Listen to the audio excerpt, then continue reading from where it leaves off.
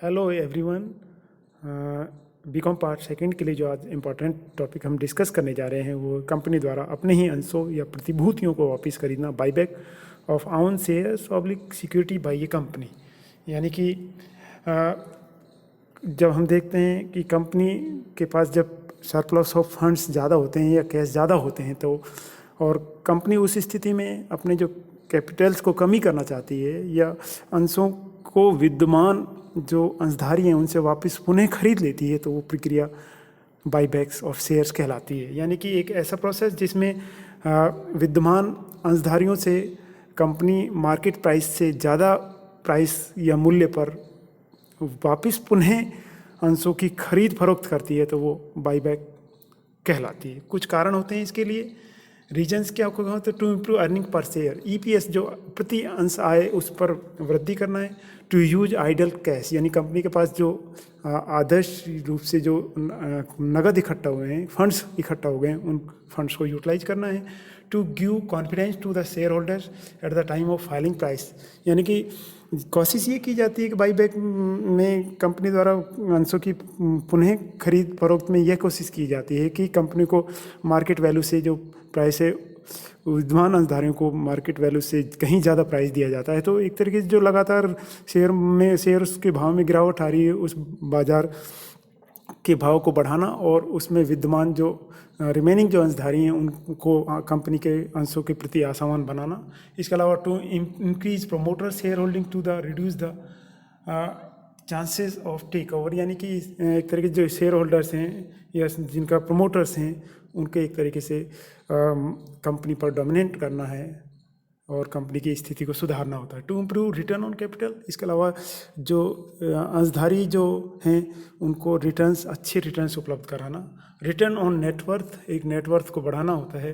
To return surplus cash to the share holders, यानी कि जो कंपनी के पास जो ज़्यादा और एक्सेस फंड हैं या एक्सेस फंड हैं उन फंड्स के थ्रू एक तरीके से कंपनी की लाइबिलिटीज़ को कम करना। टू रिड्यूस कैपिटल, इसका जो अहम चीज़ है वो ओवरऑल जो है इसके पीछे कंपनी अपने जो पूंजी है उसको कमी करता है। इसके अलावा फंड सोर्सेज ऑफ बाईबैक के लिए कौन से फंड यूज होते हैं, यानी कंपनी किन फंड्सों को अपने अंशों को पुनः क्रय के लिए खरीदने में यूज कर सकती है। नंबर, इट्स फ्री रिजर्व्स, जो स्वतंत्र रिजर्व्स होते हैं संचय से खरीद सकती है। इसके अलावा द सिक्योरिटीज प्रीमियम अकाउंट से कर सकती है खरीद फरोख्त।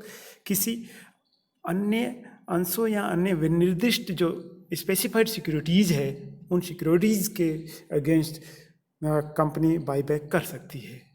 इसके अलावा हम यहाँ कह सकते हैं कि कोई भी कंपनी अपनी अंशों को वापस खरीदने के लिए उस राशि का उपयोग नहीं कर सकती है जो वैसे ही समान प्रकार के अंशों या प्रतिभूतियों के पूर्ण या किसी पूर्ववर्ती निर्गम से प्राप्त हो, यानी कि पहले एक सेम नेचर के फंड्स से जो पहले उनको फंड्स प्राप्त हो चुका है तो उसी फंड से कंपनी बाईबैक उस नेचर के शेयर्स को नहीं कर सकती है। यानी कि उसके पीछे कुछ लिमिटेशंस होती हैं, उन लिमिटेशंस के कारण उस पर्टिकुलर फंड से उस पर्टिकुलर शेयर्स को नहीं खरीद सकती है।